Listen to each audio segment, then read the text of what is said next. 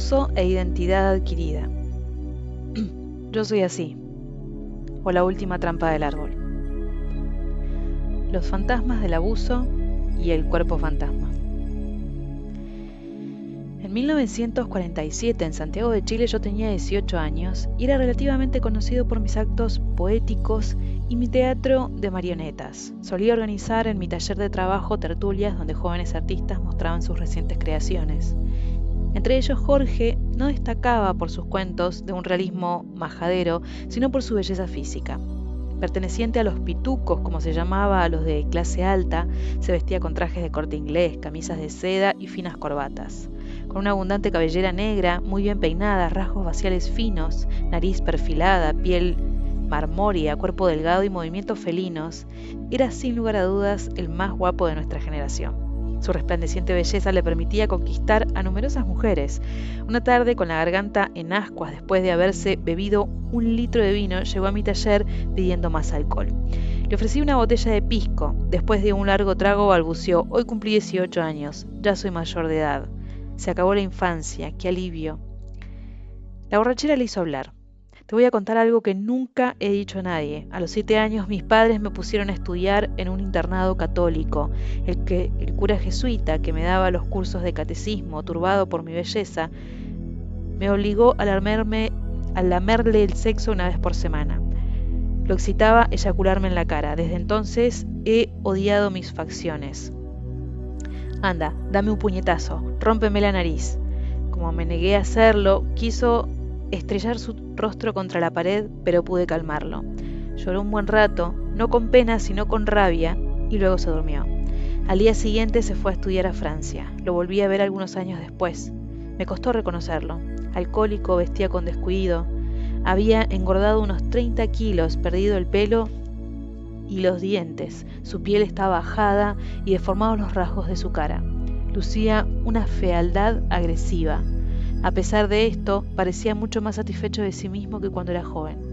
Estoy convencido de que la causa por la que destruyó su belleza fue el abuso sexual al que lo sometió el jesuita. Esa cara que excita al pedófilo se le convierte en una enemiga. Al mismo tiempo, la violación condiciona su inconsciente y le provoca fantasmas homosexuales que lo incitan a reproducir el abuso. En cierto modo, se queda niño, obligado a ser bello para satisfacer a su abusador. Al ser reconocido por la sociedad como adulto, se siente libre de tal obligación, pero conservando el temor infantil de ser otra vez violado, hace todo lo posible por afearse.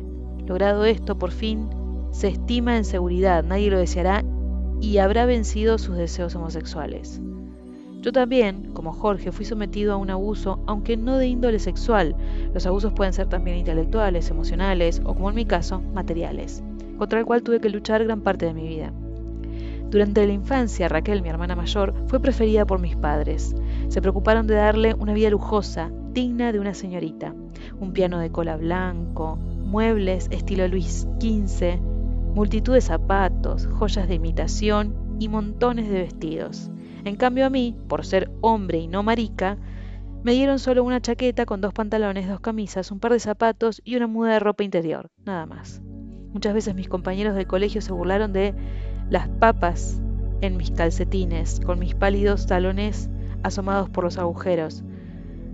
Cuando me atreví a pedir a mi madre que me los surciera, lo hizo con hilo de color carne, lo que no atajó las burlas de los niños. Hasta los 50 años me causó una angustia profunda entrar en una tienda a comprar ropa.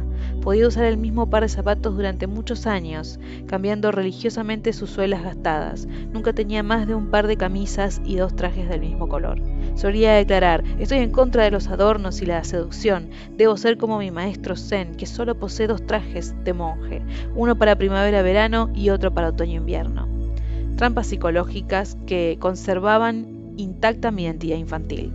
Cuando empecé a analizar árboles genealógicos, vi en ellos abusos que mis consultantes se negaban a enfrentar. Generalmente me pedían que les eliminara el sufrimiento, pero no la causa profunda de su enfermedad. Se aferraban a su mal porque éste les concedía su identidad. Inútilmente les explicaba mis teorías. Sanar es llegar a ser lo que uno es y no lo que los otros han querido que seamos. Desde nuestra infancia nos dieron órdenes y prohibiciones, tuvimos que hacer lo que no deseábamos hacer y no hacer lo que deseábamos hacer. Padecimos abusos que se fueron incrustando en nuestro espíritu y conducta hasta envolvernos en un personaje al que tomamos por nuestra identidad. Adultos, nos hacemos lo que nos hicieron y no nos damos lo que no nos dieron. ¿Y eso por qué? El clan nos acepta si correspondemos a la visión que tiene de nosotros. Aunque nos someta a mutilaciones y repeticiones dolorosas, las consideramos esenciales. Son ellas las que nos atan a la familia. Si cortamos los nudos ciegos, expulsando lo artificial para desarrollar nuestra esencia auténtica, creemos que perderemos la unión patológica que confundimos con el amor. Y ese amor para el niño es el que lo mantiene en vida dándole alimento, hogar, protección. Si cambia, cree, lo expulsarán del clan. Lo condenarán a la soledad, sumiéndolo en el peligro. Más aún, teme que su rebeldía pueda causarle a sus familiares un daño irreparable, quizás la muerte. De poco me servía decirles todo esto. La persona que sufre, aquejada de una sordera psicológica, filtra el contenido de las palabras reduciéndolas a sonidos que no registra la memoria. Ningún lenguaje oral puede ayudarla. La única manera posible de sacarla de su pantano emocional es actuar directamente sobre su cuerpo, algo que apliqué en un hombre de 49 años de buena familia que me pidió analizar conmigo su árbol genealógico. Apenas comenzamos a trabajar me contó su vida sin ninguna emoción, como si hablara de otro. Profundizando un poco más evocó los castigos corporales a los que lo sometía su padre. Los describió con indiferencia, refugiándose en una superficialidad lúdica. Eran las costumbres de la época. Sin embargo, este asesinato metódico de su voluntad por la voluntad más fuerte y aplastante de su padre era exactamente lo que lo mantenía en un constante estado de insatisfacción, autoridad disminuida. Se quejaba de no poder hacerse respetar en su trabajo.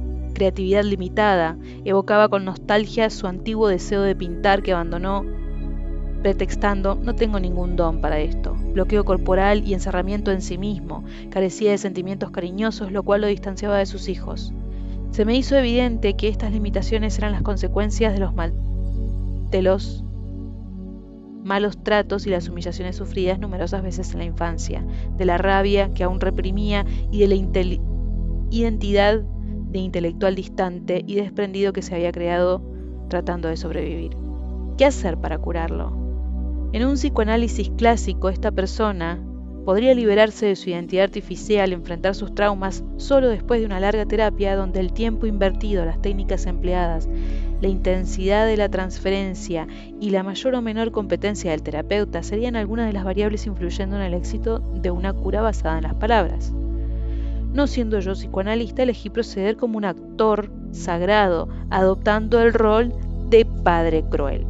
Sin que se diera cuenta, embebido como estaba hablando de sí mismo, retrocedí hacia un rincón del cuarto, me quité el cinturón y me puse a azotar violentamente el suelo vociferando órdenes. «¡Obedece! ¡Ven aquí, de rodillas!».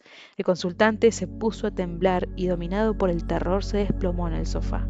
Continué unos momentos más estos azotes feroces y luego me acerqué a él. Lo tomé en mis brazos y lo acuné con la mayor delicadeza posible, transmitiéndole la información que le faltaba. El padre como fuente de ternura, de protección y de comprensión. Después de esta comedia, pudimos continuar el trabajo de una forma mucho más útil que si nos hubiéramos limitado a emplear solo palabras, economizando así años de terapia. Me impulsaron a realizar tal tipo de actos las experiencias que yo había tenido con diversos curanderos, charlatanes y chamanes. En México acompañé a Pachita durante un gran número de sus operaciones mágicas, donde usando un cuchillo de caza sin desinfectar eliminaba cánceres, vísceras enfermas y toda clase de enfermedades. También me hice masajear por Doña Magdalena, misteriosa santa que transmitía con sus manos estados espirituales sublimes. En Temuco, sur de Chile, con machis, mapuches, participé en ritos donde sanaban enfermos, fortificando su espíritu con la energía solar. Gracias a estas terapias primitivas pude constatar que el cuerpo aceptaba como reales metáforas y símbolos. Las operaciones de Pachita, consideradas milagrosas por muchos, es posible que fueran simulacros. Mediante un pellizco creaba la ilusión de dar un corte con su cuchillo. La sangre que escurría no brotaba de la supuesta herida, sino de una redoma oculta en la manga. Tumbado en una mesa, alumbrado tenuemente por una vela, y al lado de esta imponente mujer vestida con un manto azteca y que hablaba con voz de hombre en un estado de trance, el enfermo padecía del terror que lo hacía regresar a un nivel infantil, provocando en él la creencia de ser operado realmente. Cuando la machi pedía al paciente que estirara sus manos hacia el sol y le recogiera en sus palmas la energía divina que luego frotaría en sus regiones enfermas, usaba sabiamente esa sensación que tiene el cuerpo de que al estirar los brazos hacia algo establece un nexo real. Durante la filmación de mi película El Topo en 1970, conviví 8 semanas con 2 actores excepcionales. Uno carecía de piernas y el otro de brazos. Ambos me confesaron que muchos años después de haber perdido sus extremidades, aún las seguían sintiendo. Al cojo no dejaba de dolerle las piernas, al manco le picaban a menudo los brazos. Estas confesiones de los actores me convencieron de que en nuestro cerebro existe un cuerpo entero, fantasma, invisible, pero real para la sensación. Más tarde me enteré de que los mutilados pueden sentir orejas, narices, senos, penes fantasmas. El libro Fantasma en el cerebro del neurólogo de origen indio Vilayanur S.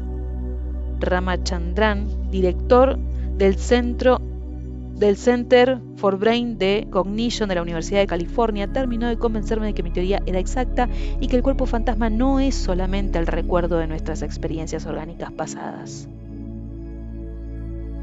El autor cita el caso de una niña nacida sin antebrazos que tenía manos fantasmas, 15 centímetros debajo de sus muñones.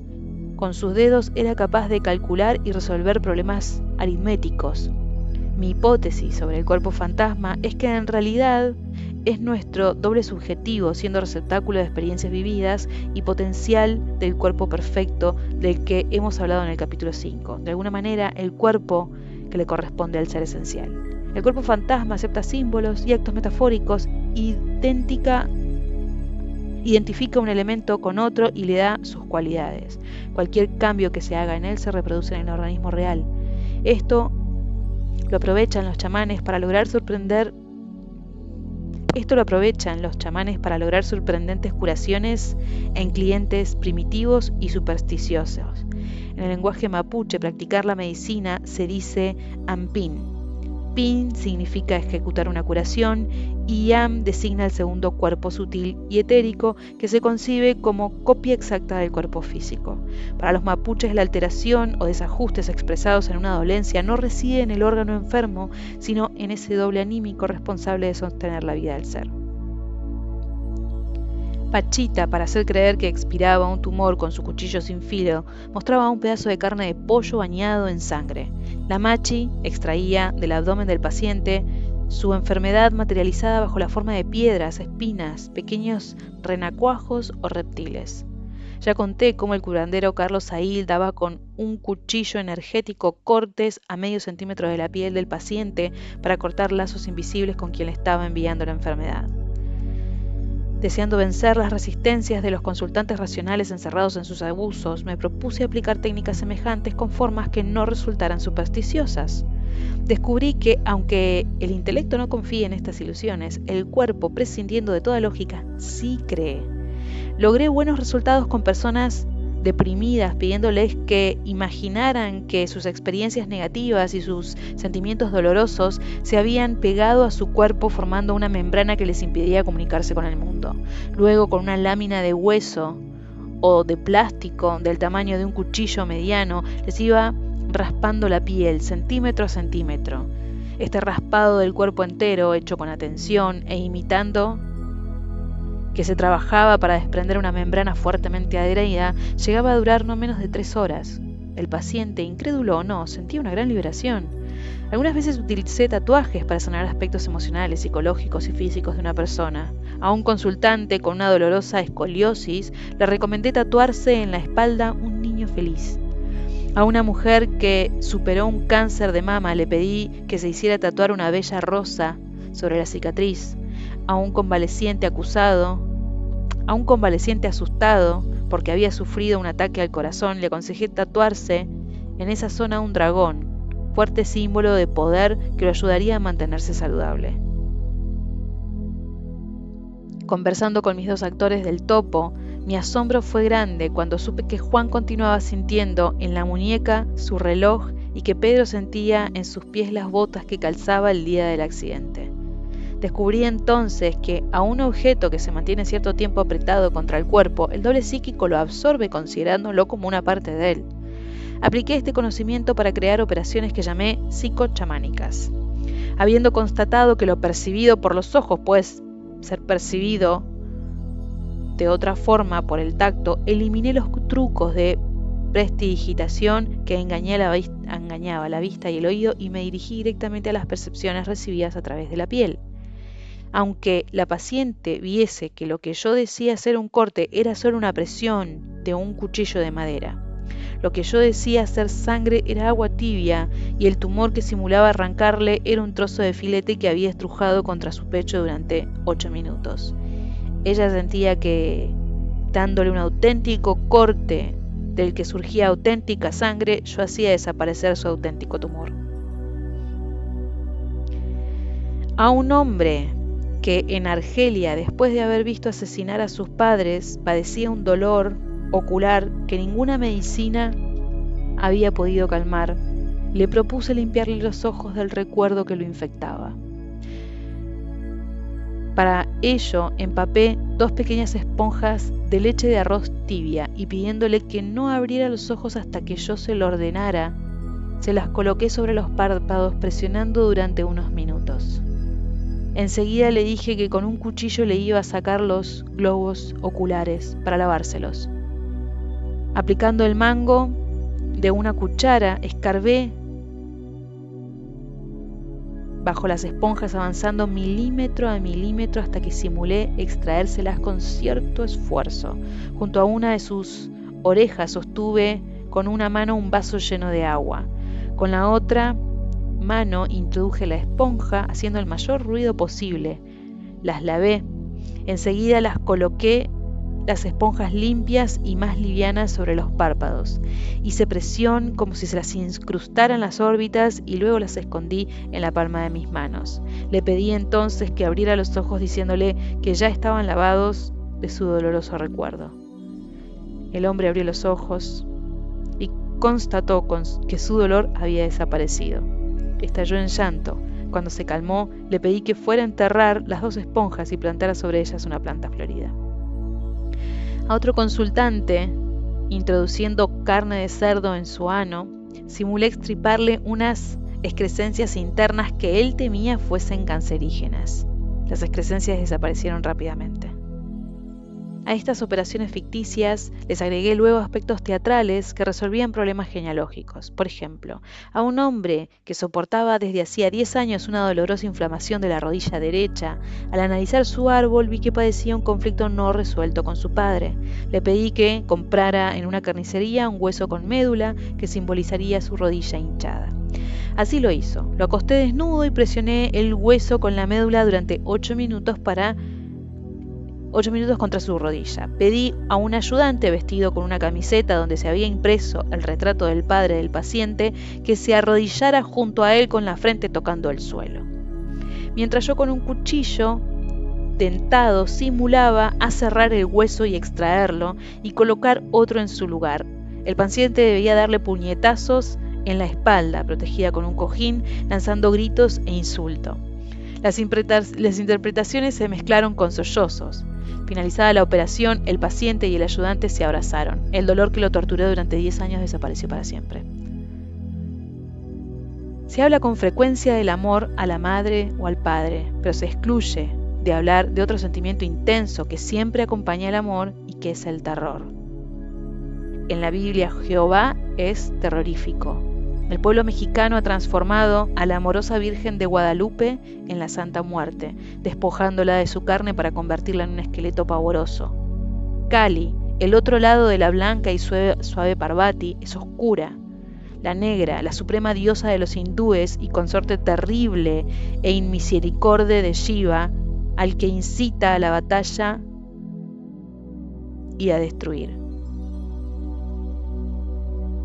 Jesucristo no es solo un Dios pacífico, tiene el poder con su pensamiento de secar un árbol, encierra demonios dentro de puercos y los hace suicidarse. En una sinagoga reprende con gran violencia a un espíritu inmundo que posee a un hombre y lo expulsa de su cuerpo.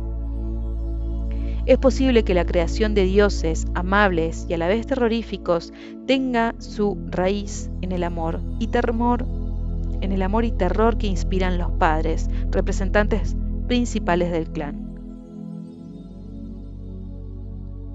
Cuando en Temuco pregunté a una importante machi cuál era el primer paso en sus curaciones, me respondió: pregunto antes que nada, ¿quién es el dueño del enfermo? El dueño generalmente es su familia, la que debe pagar por la curación. Si no tiene dueño, no puedo hacer nada por él. De esta pertenencia a la familia se libera antes el espíritu, pero el cuerpo permanece ligado al clan, a veces durante toda su vida. La machi agregó: para sanar, el requisito primero es que el enfermo desee sanar. En el Evangelio de San Juan 5:1-18, Jesús, antes de curar a un paralítico, diciéndole levántate, toma tu lecho y anda, le pregunta: ¿quieres sanar? Cuando el enfermo responde afirmativamente, el Cristo puede producir el milagro. ¿Cuál es la base esencial de este deseo de no sanar? ¿Qué papel juega el terror en nuestra vida? Al filmar mi película Tusk en 1980 en India, conviví con un grupo de elefantes domesticados. Los jóvenes paquidermos destinados a la domesticación viven pegados a sus madres durante al menos 4 años y éstas no dejan que nadie se le acerque. En el momento de destetarlos, luchan ferozmente para que no los alejen de ellas. Cuando los criadores acaban separando las crías de elefante de su madre, entristecen y dejan de comer. Al cabo de un tiempo, que pueden ser semanas, escogen entre aceptar la separación o morir. Si se deciden a vivir, comienzan a trabajar con el grupo de elefantes adultos. A nosotros los humanos no solo nos aterran en la infancia las necesidades materiales y la existencia de extraños, sino también el misterio que representa estar vivo en un mundo infinito donde todo es efímero. A los padres corresponde implantar límites en la mente del niño, cosa que es absolutamente necesaria, porque si no, éste enloquecería al verse sumergido en lo impensable. Cuando yo tenía 5 años fui sometido a este abuso. Un cura me regaló una medalla de la Virgen María. Al mostrársela feliz a mi padre, este me tomó de una mano, me arrastró hacia la letrina, lanzó la medalla en la taza, tiró la cadena y me dijo con crudeza: no existe Dios, ni existen diosas. Un día morirás y te pudrirás, no hay más. Con esas palabras me sacó de la infancia y me sumió en la angustia hasta los 40 años. Si bien es cierto que los límites que recibe el cerebro infantil son necesarios, corresponden al limitado nivel de conciencia del clan. Generalmente consisten a un solo idioma, una moral caduca, patrioteria, prejuicios racistas y sexuales, fanatismos políticos que clasifican a los seres en buenos y malos, supersticiones religiosas que bajo amenazas de castigos eternos indican lo que se debe y no se debe hacer. Si la convertimos en adultos, conservamos estos límites infantiles. Ellos nos llevan a no amarnos, a estar insatisfechos, a vivir sin libertad en espacios limitados, con angustia de envejecer, de caer en la pobreza, compitiendo, tratando de parecer en lugar de ser, consumiendo cosas inútiles, aceptando como necesarias las guerras, el hambre mundial y las diferencias sociales, derrochando la energía común, envenenando el planeta, drogándonos de 1000 maneras para olvidar todo, que todo es pasajero, que el espacio es infinito y el tiempo eterno, que la muerte es un misterio ineludible.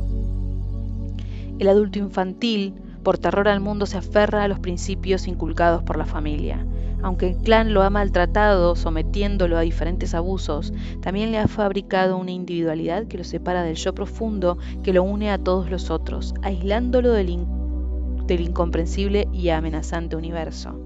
Este niño persistente que teme ser lo que es y no lo que sus padres quieren que sea, está habitado por un terror aún mayor, el terror a sí mismo.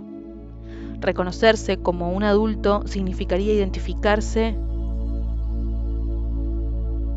Reconocerse como un adulto significaría desidentificarse del intelecto, dejar de juzgar, cambiar de sistema de creencias, aceptar que nada es personal, que antes que individuo se es humanidad. Este deseo de continuar siendo niño para no asumir la responsabilidad y conciencia cósmica del adulto provoca en el enfermo la resistencia a sanar.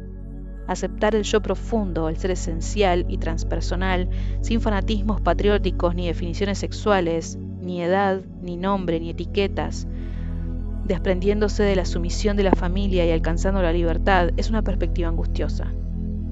El psicochamán, actor sagrado desprovisto de sadismo y de deseo de dominar, encarnando al posible yo superior del consultante como una madre-padre terrible, hace salir de las profundidades del inconsciente al terror infantil escondido. Y junto con ese terror surge el dolor reprimido del abuso familiar. La identidad infantil se presenta entonces como lo que es, un conjunto de límites artificiales. Se le concede mediante el metafórico castigo la oportunidad de expresar su rabia. Esa toma de conciencia restaura la identidad real. El adulto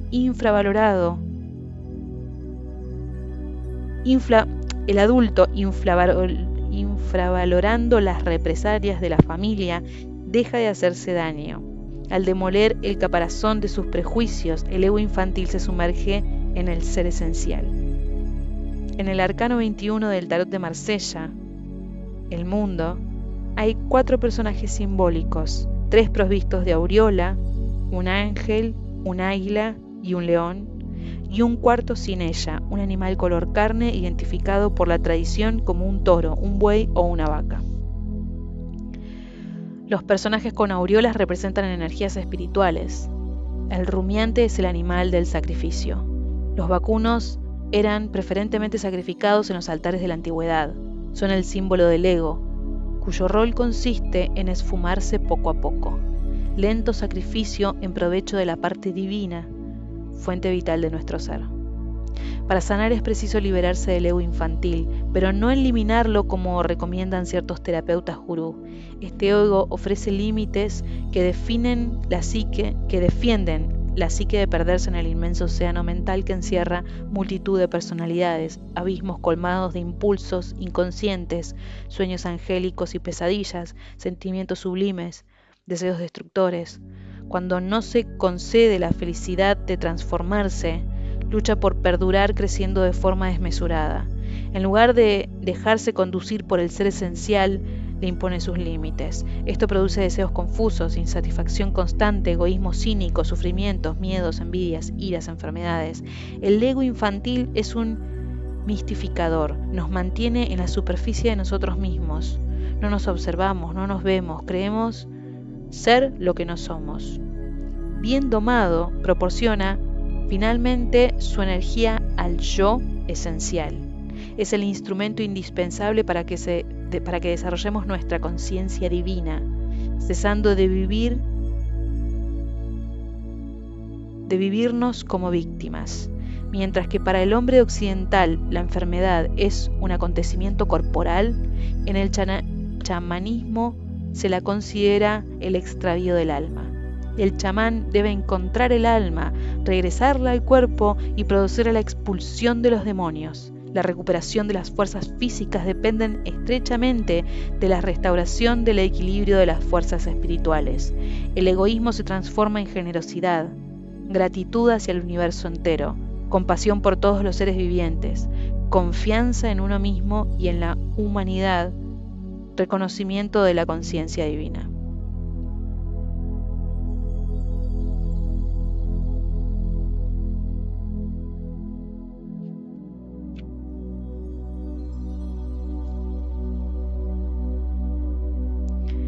Del error al abuso. Emerger de los condicionamientos del árbol genealógico. Los nudos del árbol genealógico están muy a menudo ligados a abusos. Llamemos aquí abuso a toda falta o exceso en la educación de un niño en el que la violencia o la repetición marquen la personalidad de manera aparentemente insuperable.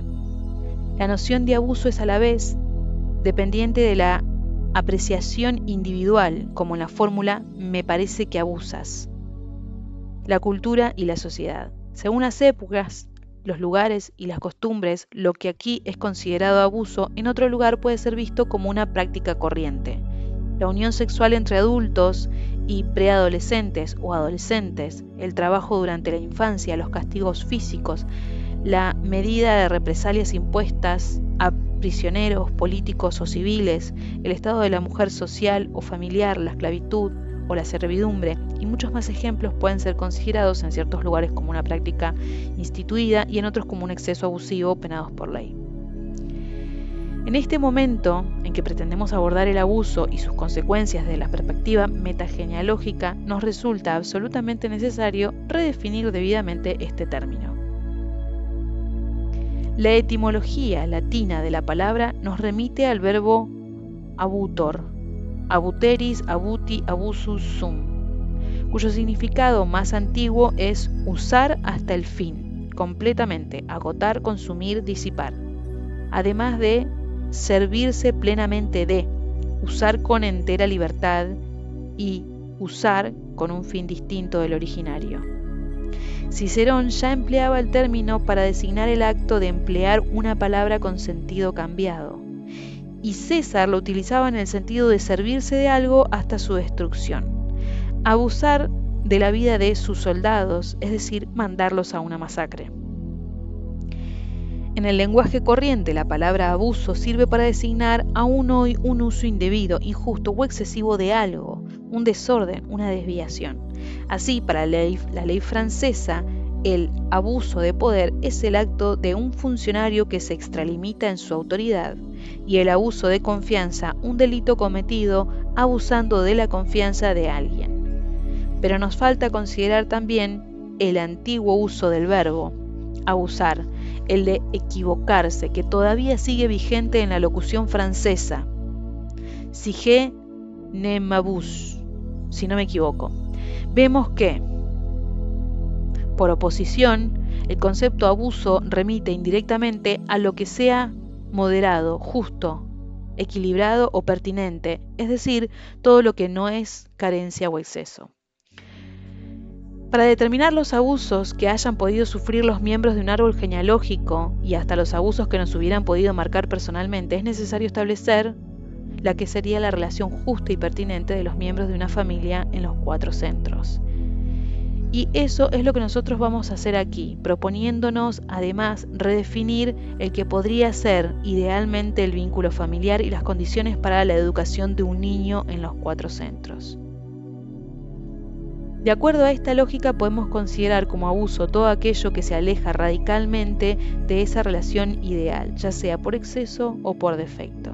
Dicho en otros términos, nosotros vamos a redefinir el abuso en los 4 centros como el hecho de no haber recibido lo que nos correspondía en un momento dado, o bien habernos vistos enfrentados demasiado pronto o desmesuradamente con algo que todavía no estábamos preparados para recibir.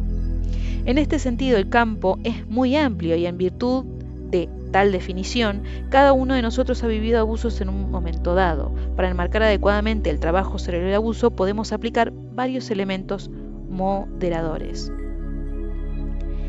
El abuso atañe a cualquier hecho producido a un niño vulnerable y no autónomo por parte del adulto que lo tiene a su cargo. Es decir, si un hermano mayor de 10 años de edad golpea de forma repetida a un hermano menor de 8, el abuso es culpa de los padres, que no han sabido gestionar el conflicto entre los dos niños. Si alguien adulto siente que su cónyuge, una persona de su entorno o un terapeuta abusa de él, será muy útil buscar qué abuso anterior reproduce esa situación. Siempre es del niño perenne de quien abusa el adulto. A este respecto, la relación establecida con una persona de poder, jefe, gurú, terapeuta, se convierte con mucha frecuencia en una oportunidad de revivir y reproducir abusos sufridos durante la infancia y de los que uno no era consciente. La responsabilidad del progenitor o del adulto educador ante el niño viene determinada por su participación en el abuso, al igual que por su conducta indirecta. Toda complicidad silenciosa, una madre o un padre que cierra los ojos ante el abuso sexual perpetrado contra los niños, por el otro progenitor o compañero es asimismo abusiva. En este caso se trata de un abuso por defecto, del orden de la negación de asistencia a una persona en peligro. De igual forma, un progenitor que se autodestruye con drogas, alcohol o por otro medio ante su hijo es un padre abusivo, puesto que su función parental no la cumple. El abuso se refiere a un acto traumatizante que haya tenido lugar una o repetidas veces, o a un acto inocente en apariencia, pero cuya repetición y o el hecho de que se combine con otros actos de la misma naturaleza termina por crear un determinado clima abusivo, como la tortura de la gota de agua, pues que caigan unas cuantas gotas es prácticamente imperceptible, pero un cuarto de hora cayendo gotas es un chaparrón, y una sola gota golpeando sobre el mismo lugar miles de veces pueden acarrear la muerte. Así, las bromas pesadas o agresivas y las humillaciones cotidianas dirigidas siempre contra el mismo niño representan un abuso tan grave como lo puede ser una herida o una violación. El abuso no tiene por qué ser voluntario o deliberado. Un simple error puede tener graves consecuencias y la persistencia en él puede llegar a constituir un abuso. La noción de abuso no remite directamente a la culpabilidad deliberada de la persona responsable. Por ejemplo, un progenitor que no sabe ciertas cosas o que aplica sin saberlo reglas de educación caducas y tóxicas, generalmente con la mayor intención del mundo, pero no por ello el clima educacional del niño resulta menos abusivo.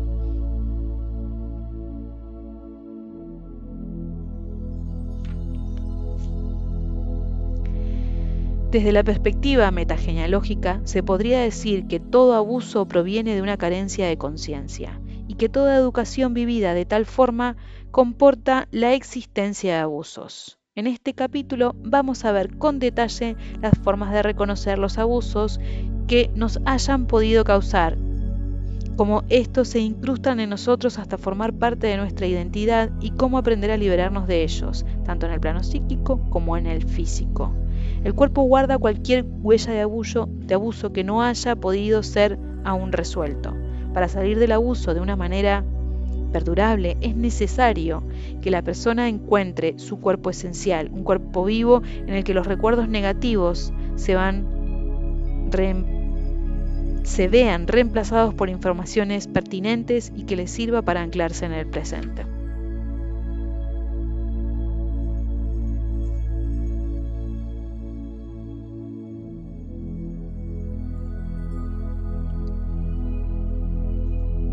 Principios del abuso. En la psicología contemporánea, la noción de abuso remite principalmente al abuso sexual. En general, un acto por el cual un individuo sexualmente maduro seduce u obliga a una persona todavía inmadura a mantener relaciones sexuales con él o ella.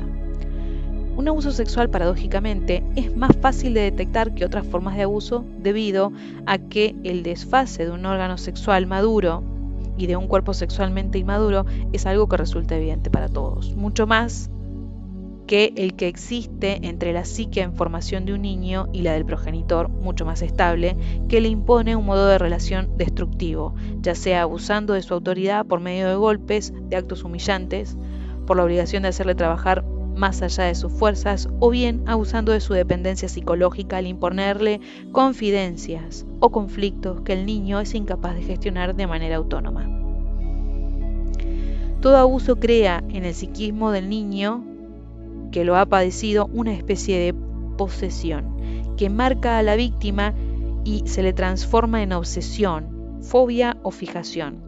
Por este motivo, la persona que no es capaz de liberarse del trauma vivido tiende a reproducirlo, bien directamente sufriendo de forma repetida lo que ya había padecido antes o haciéndoselo padecer a otros, o bien indirectamente procurando alejarse de ella por todos los medios y al hacerlo manteniendo el abuso como centro de todas sus preocupaciones.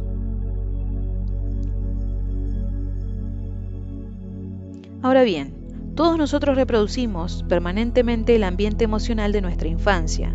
Nos tratamos a nosotros mismos de igual manera que en su día fuimos tratados. La mayor parte de los problemas aparentemente insolubles pueden ser interpretados como una repetición de una situación infantil. Conflictos sin fin, imposibilidad de ser feliz en la pareja, tendencia a vincularse con personas ausentes o incapaces de amar, etc. Los arquetipos familiares de la infancia se proyectan sobre las personas del presente. En virtud a los procesos de repetición, una persona que fue tratada duramente en su infancia buscará una pareja con la que compartir su vida, que la trate con la misma dureza y empleará todas sus fuerzas en convertirla en alguien agradable, pero si por milagro obtuviera los resultados esperados, esa persona perderá toda gracia ante sus ojos y se abandonará. También podría encapricharse de un hombre o una mujer casado, proyectando en dicha persona al progenitor de sexo opuesto al que esté ligado por un nudo incestuoso, pero cuando esa persona se separe de su cónyuge, se perderá todo interés en ella. Los sentimientos infantiles, el tratamiento que se nos dé durante la infancia, forman nuestra individualidad. Aunque esas experiencias pudieran haber sido dolorosas, son el vínculo que nos une a la familia. Si los vínculos se rompen, entonces entramos en la angustia del abandono, una angustia primitiva muy relacionada con el pánico a ser expulsado de la tribu y a no poder sobrevivir solo. Por muy terrible y dramática que sea la vida familiar, siempre nos ofrece el placer y la seguridad de la pertenencia que son esenciales. Más adelante, cuando la emocionalidad infantil resurge en la vida adulta, la persona, aunque ya se haya convertido en autónoma y madura, sufrirá, pero experimentando un placer paradójico y a menudo inconsciente en virtud de esta repetición. Tener un padre insensible, una madre dominante o destructiva, padres tóxicos en general, conlleva también placeres como el de pertenecer, el de sentir apego, el de estar unido. Sin embargo, repetir lo que nos hicieron, no darnos a nosotros mismos lo que un día se nos negó, nos conduce a producir en los demás, en particular a nuestros hijos, el mal que nos hicieron, a no dar jamás a nadie lo que a nosotros nos negaron. A menudo se puede observar cómo los hijos de padres ausentes se convierten ellos mismos en padres ausentes también, y de manera similar como mujeres que han sufrido a una madre dominante o maltratadora tratan a sus hijos de la misma manera, o como los hijos de unos padres avaros se convierten también ellos en padres avaros. Resumiéndolo, podríamos decir que yo me hago lo que me han hecho a mí, yo me doy lo que me dieron a mí. Ejemplos.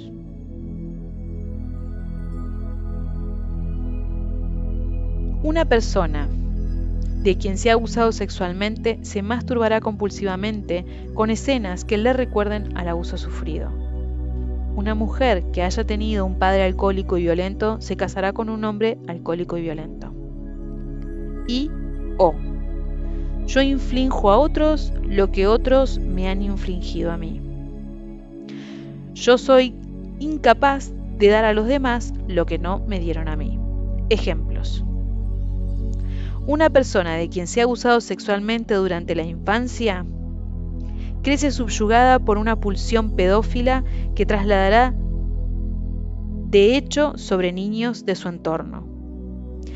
Una mujer de quien se ha abusado su padrastro y a la que nadie ayudó o escuchó en aquel momento, no se dará cuenta de que su propia hija, nacida en su primer matrimonio, revive exactamente la misma historia 20 años más tarde con su segundo marido. Un hombre que no ha tenido ninguna relación con su propio padre, desaparecido cuando su madre se quedó encinta de él, se convertirá a su vez en un padre ausente. Yo me prohíbo para siempre todo aquello que pueda recordarme poco o mucho el abuso padecido. O yo corto todo cuanto pueda recordarme poco o mucho el abuso padecido. Ejemplos. Una mujer violada a los 12 años durante una reunión por unos adolescentes pasa 30 años bajo terapia sin conseguir encontrar el camino del orgasmo. Una persona cuyos padres han sido alcohólicos prohíbe a su cónyuge y a sus hijos de forma implacable beber una mínima gota de alcohol. ¿Por qué estas repeticiones? Pues porque en realidad el niño del que se ha abusado es un ser ávido de ternura y atenciones, además de estar dominado por la necesidad fundamental de ser tenido en cuenta. El abuso familiar se convierte en el único vínculo conocido, en la única manera que tiene de mantenerse unido con aquellos de quienes espera amor. El niño piensa que se merece todo cuanto se le inflige e incluso integra el abuso en su propia identidad, puesto que esta es la única manera que él conoce de pertenecer a un clan. Si el abuso es la principal relación que ha mantenido con sus padres o con algunos parientes cercanos, el abuso se hará al mismo tiempo insoportable y voluptuoso. Insoportable porque la conciencia se sabrá timada, y voluptuoso porque la repetición del abuso le instaló de forma perdurable los arquetipos parentales indispensables para el equilibrio psíquico. Mi padre o mi madre interiores son esa violencia, ese trastorno, esa rabia, esa insatisfacción, esa prohibición, ese dolor, esa invasión, etc., que yo tiendo a repetir. La repetición es al mismo tiempo dolorosa, porque va acompañada además por un sentimiento de culpa y de vergüenza, y tranquilizadora. Nada cambia, el ambiente de los años de infancia no se han deteriorado por ninguna innovación angustiosa. Todos los abusos obedecerán, más o menos, a un mismo mecanismo. Todo lo que nos han hecho, nosotros continuaremos haciéndolo. Y de todo lo que hemos sido privados, nosotros perpetuaremos la privación. Todo ello no es otra cosa que la trampa del árbol genealógico, sus errores y sus carencias que se concentran en el proceso del abuso.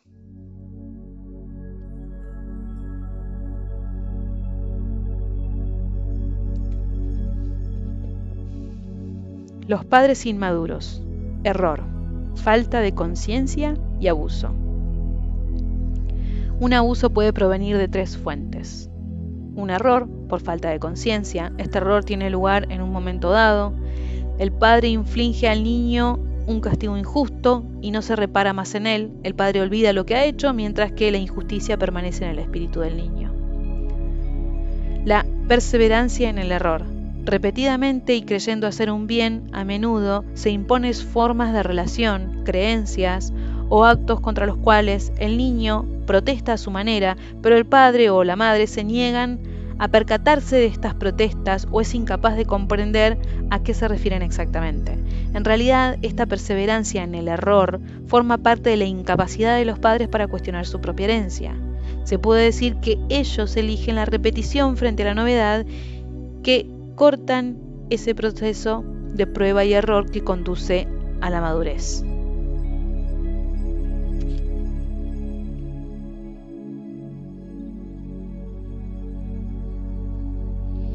El abuso deliberado. El progenitor es en realidad consciente de que está llevando a cabo un acto nocivo para el niño, pero no puede actuar de otra forma, ya sea porque constate su propia impotencia en el acto de una adicción, por ejemplo, o porque se apoya en justificaciones basadas en frases hechas. Yo también he sufrido lo mismo y no me he muerto. A los niños hay que educarlos. Es culpa suya porque es un niño insoportable, etc. Esta clase de abusos provienen siempre de repeticiones o derivaciones de algún abuso padecido por el progenitor durante su propia infancia, que nunca se había ocupado de resolver, y entonces el niño se convierte en la solución de un conflicto psíquico imposible de manejar. Todos estos abusos provienen en realidad de una falta de madurez por parte del progenitor, es decir, de su propia incapacidad para convertirse verdaderamente en adulto. La mayoría de los abusos es perpetrada de manera involuntaria o inconsciente. Los padres sádicos, deliberadamente crueles, son relativamente pocos. Sin embargo, todos hemos padecido abusos de una manera u otra. Conviene hacer una distinción entre abusos deliberados, como torturas físicas, niños mártires, encadenamiento de violencia en el árbol genealógico que crean un clima de sadismo material o sexual, etc., y los que nosotros denominaremos abusos comunes asumidos, perpetrados de forma consciente y con la conciencia bien tranquila por unos padres sometidos a su propia genealogía y a los dictados de la sociedad de su tiempo. Los padres que nunca han cuestionado los abusos que ellos mismos sufrieron en su momento y que se limitan a pasar el testigo sin reconsiderar lo que están transmitiendo, pueden ser considerados como inmaduros desde el punto de vista de la conciencia.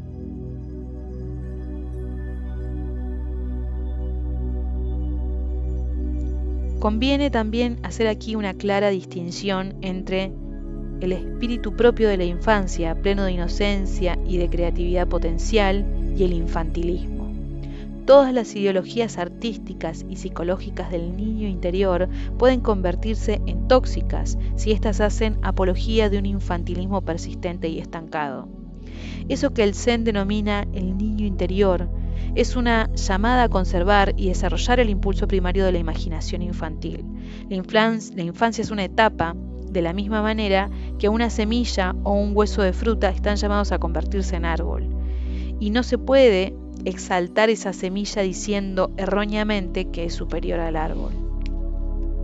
El permitirse mantener la propia inmadurez, siendo padre, es la raíz de múltiples abusos.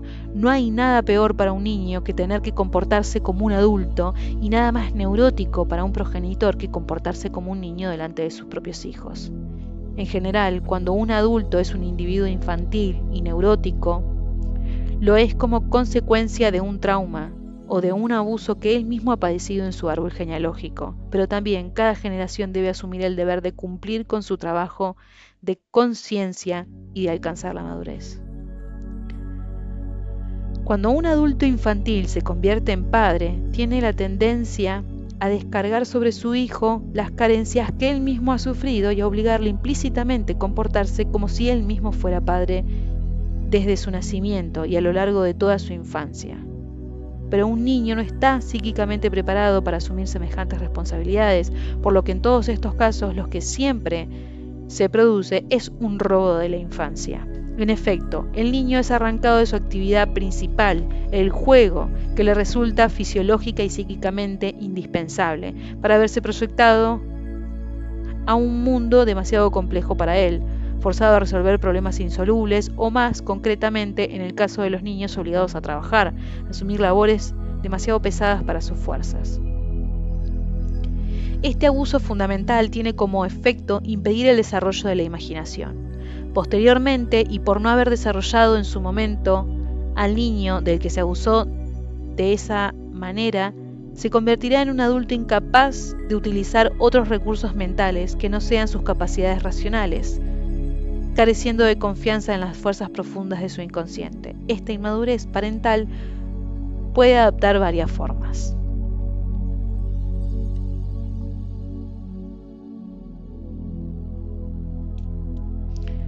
Padres infantiles e hijos adultos. Se produce en esas situaciones en las que los padres se descargan de sus responsabilidades. Los padres pueden ser irresponsables, alcohólicos, drogadictos o personas a la deriva que obligan a sus hijos a asumir todas las tareas necesarias para la supervivencia física y psíquica. Pueden ser asimismo padres obsesionados por la subsistencia que obligan a sus hijos a trabajar desde su más tierna edad, o incluso padres que siguen siendo emocionalmente infantiles y que pretenden ser el mejor amigo de su hijo y le imponen mucho antes de tiempo conversaciones o responsabilidades emocionales desproporcionadas para la edad. Todos los niños que han vivido esta situación padecen de un robo de la infancia. La trampa en esta clase de situaciones es que el niño se siente muy orgulloso de ser útil a esos mismos adultos que abusan de él.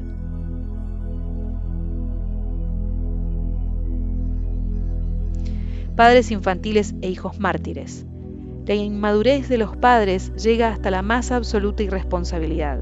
Los niños van a sufrir esa disminución suya, ya sea por defecto, los padres no se ocupan de su educación, los abandonan, los confían a otras personas, o porque el padre o la madre infantiles los agreden con una crueldad más o menos consciente, como sucede con los niños maltratados, torturados, aislados o sistemáticamente castigados por faltas que no han cometido. Además de los sufrimientos soportados por los niños de los que se han abusado,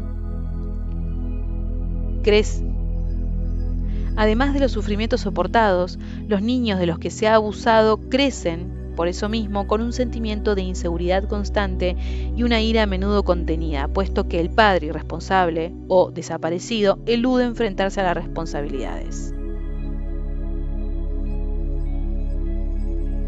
Padres infantiles que juegan a ser padres perfectos. Esta clase de padres no forjaron una visión del mundo propia y se limitan a transmitir unas normas de educación fósiles, tabúes sexuales, recelos ante la creatividad, moral caduca e inaplicable, espíritu de sacrificio o desconfianza excesiva frente a lo desconocido, etc. En definitiva, todas estas normas inútiles y mutiladoras que no pueden en ningún caso servir de guía a su progenitura y que tienen como efecto atarlos al hogar familiar hasta una edad avanzada. En ciertos casos, las citadas normas de educación son muy duras y la separación será bienvenida. En efecto, los niños parten hacia el mundo expulsados del hogar, al igual que sus padres lo fueron anteriormente, pero que continúan siendo psíquicamente dependientes de la familia. Opiniones, moral, religión y creencias los invaden incluso desde la distancia. En otras ocasiones los padres exigen una lealtad incondicional y sin fallos al clan familiar y crean vínculos de convivencia que están prohibidos cuestionar. Número de llamadas telefónicas o de visitas al día, a la semana, al mes.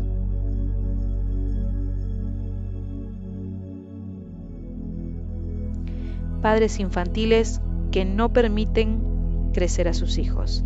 Estos padres crean un hogar de cuento de hadas, como si fuese un capullo. Una única manera de convertirse en adulto es jugar a ser los padres perfectos. Aparentemente idílica, esta estructura familiar no proporciona en realidad ninguna solución para salir de la familia y hacer frente a los desafíos de la vida adulta.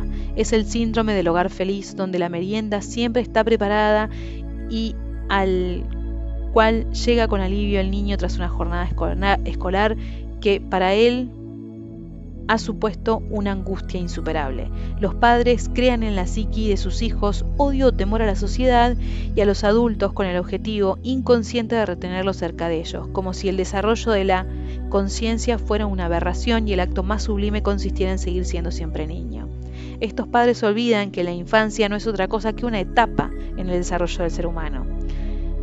Atados a la célula familiar que ellos mismos han creado, incapaces de vivir el cambio que supone la marcha de los hijos, pueden llegar a ejercer sobre ellos un chantaje más o menos declarado. Si tú me abandonas, me muero. Hacen entonces recaer sobre sus hijos una culpabilidad insalvable, puesto que creer y abandonar el hogar familiar lo está prohibido.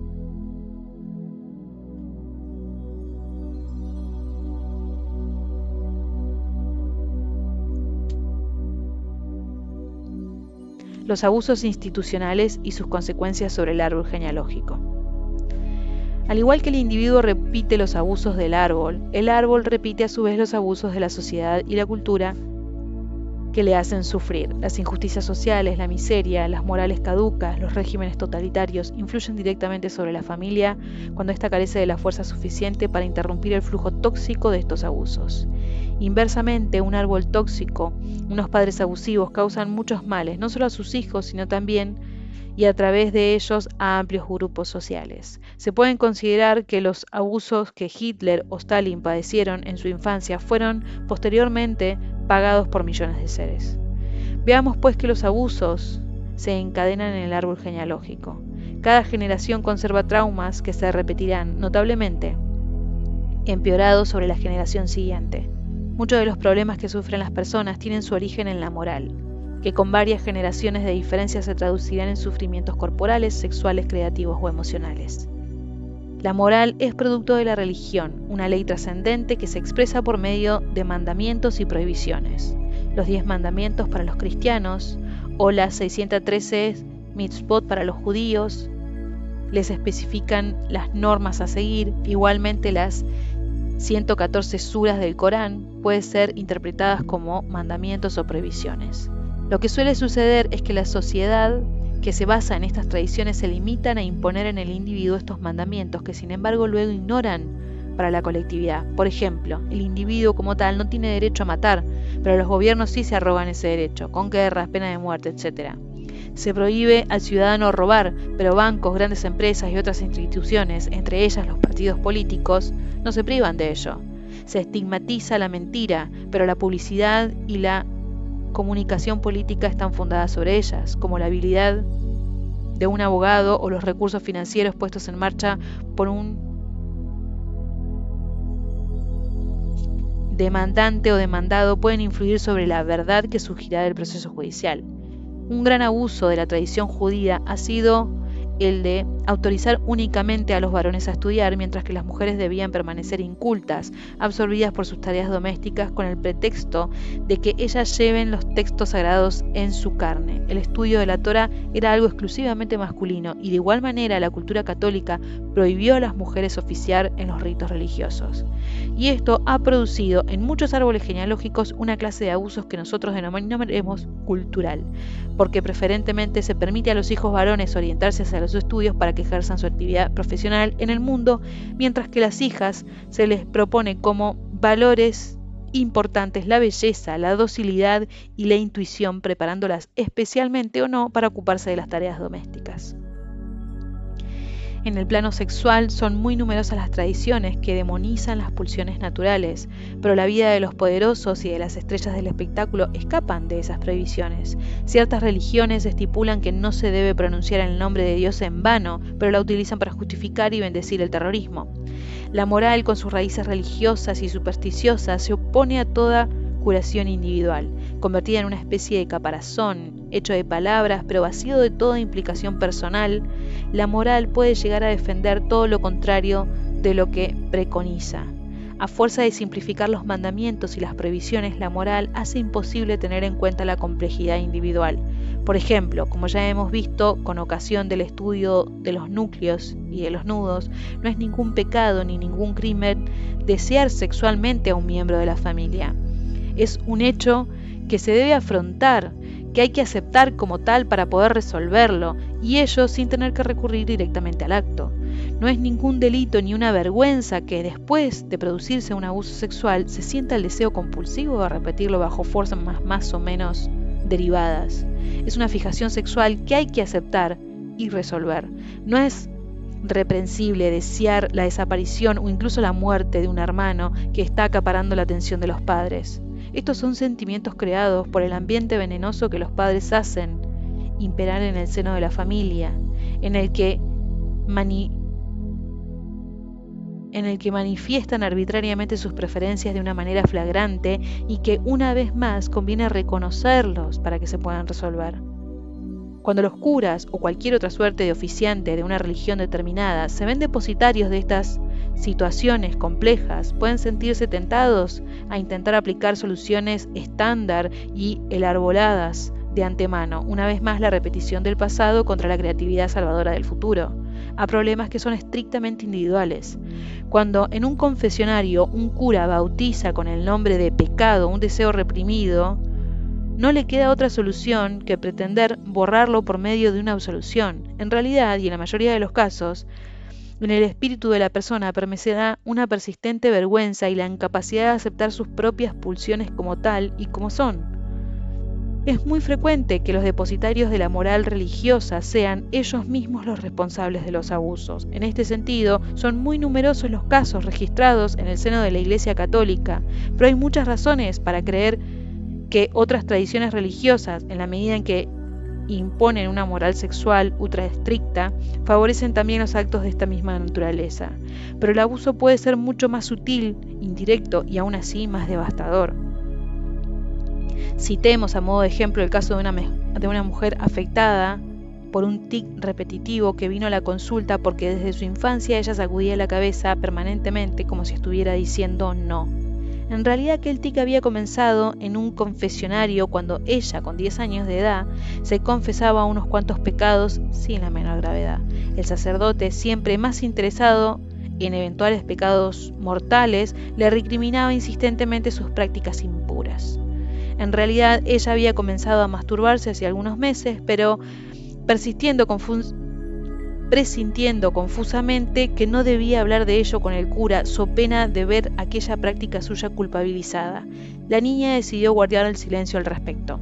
pero también le habían enseñado que mentir en la confesión era un acto muy grave que la ponía en peligro de ir directamente al infierno. El cura, por su parte, y adivinando que no se lo había contado todo, le insistió: si mientes, perderás la vida eterna. El resultado de este abuso, que se podría calificar de abuso sexual y espiritual al mismo tiempo, fue el tic, un gesto compulsivo de negación, como si durante toda su vida ella tuviera que oponerse a la curiosidad malsana de un cura ávido de confesiones de carácter sexual. En el caso de esta consultante, tenía el trauma tan profundamente enquistado que la toma de conciencia del origen de aquel tic no fue suficiente para desactivarlo. Por consiguiente, se hizo necesario escenificar un acto psicochamánico en el que, delante de una asamblea de testigos, un hombre investido de autoridad moral, en ese caso Alejandro Jodorowsky, asumió el rol de sacerdote. Entonces, la consultante se dedicó a confesar sus masturbaciones y, como consecuencia de ello, recibió una bendición. Perfecto, yo te bendigo por este acto sano y natural que te permitirá tener numerosos orgasmos. El tic desapareció instantáneamente y para no reaparecer jamás. La presencia del grupo es crucial en un acto como el anterior, porque una asamblea de personas de buena voluntad que se comportan como testigos del establecimiento de una nueva moral es indispensable para contrarrestar la fuerza del grupo social que ejercen su influencia, oculto detrás de toda moral religiosa. En un acto como este, se puede decir que el cura era responsable de un abuso. Su insistente curiosidad revestida de toda autoridad de la Iglesia, aunque los padres eran asimismo culpables de dicho abuso por haber confiado a su hija a la autoridad religiosa sobre la cual habían descargado su propio papel educador. Se trata, pues, una vez más, de un acto de inmadurez parental.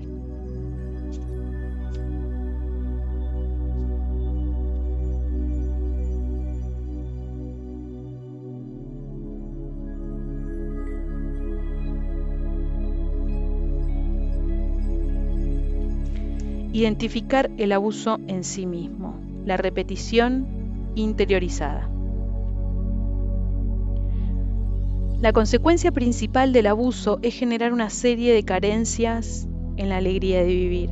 Se puede decir que el abuso interrumpe el movimiento espontáneo de la vida y de la conciencia y nos va recortando poco o mucho todo lo que se muestra, todo lo que es nuestra verdadera naturaleza. También que con frecuencia resulta mucho más fácil descubrir los abusos en los demás que en nosotros mismos. Ya hemos visto cómo el abuso se presenta como una faceta de nuestra propia identidad que repetimos sin saber, la mayor parte del tiempo, que podríamos haber vivido una situación bien diferente. En términos generales, el crecimiento psíquico se interrumpe en el momento en el que se produce el abuso. Una parte concreta del individuo se bloquea desde el instante que se produce el trauma. Como consecuencia de ello, se puede tener una edad fisiológica de 40 años, pero reaccionar emocionalmente como un niño. Este hecho sirve para identificar también abusos más complejos que de otra forma quizás nunca se habrían localizado. Para prepararse, se puede iniciar un trabajo de investigación personal que consista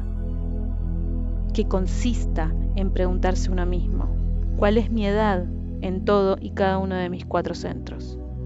Todos nosotros tenemos una edad intelectual, una edad emocional, una edad sexual y creativa y una edad física, totalmente independientes las 4 de nuestra edad oficial. Por ejemplo, una persona puede desarrollarse físicamente pero conservando características propias de un bebé, y desde un punto de vista intelectual, una persona puede ser mayor o más joven de lo que correspondería a su edad. Hay que distinguir también entre la edad con la que se funciona en la vida diaria y la edad que se tiene cuando volvemos a enfrentarnos a un determinado problema o a una tensión. Por ejemplo, ¿qué edad tengo cuando estallo en ira? ¿Y cuando me veo bloqueado en una situación de angustia? ¿Y cuando me encuentro compitiendo con los demás? Una vez establecido el perfil, se puede entonces comenzar a preguntar qué abuso se lleva a cabo todavía en cada centro. Pero en el momento de plantearse esta cuestión, toda persona de buena voluntad se tropieza, y más violentamente que nunca, con la ideología oficial del árbol genealógico. En otras palabras, toda la familia, tal como nosotros la habíamos integrado en nuestro interior, se amotina. Pero ¿quién eres tú para llamar abuso a lo que te hemos transmitido?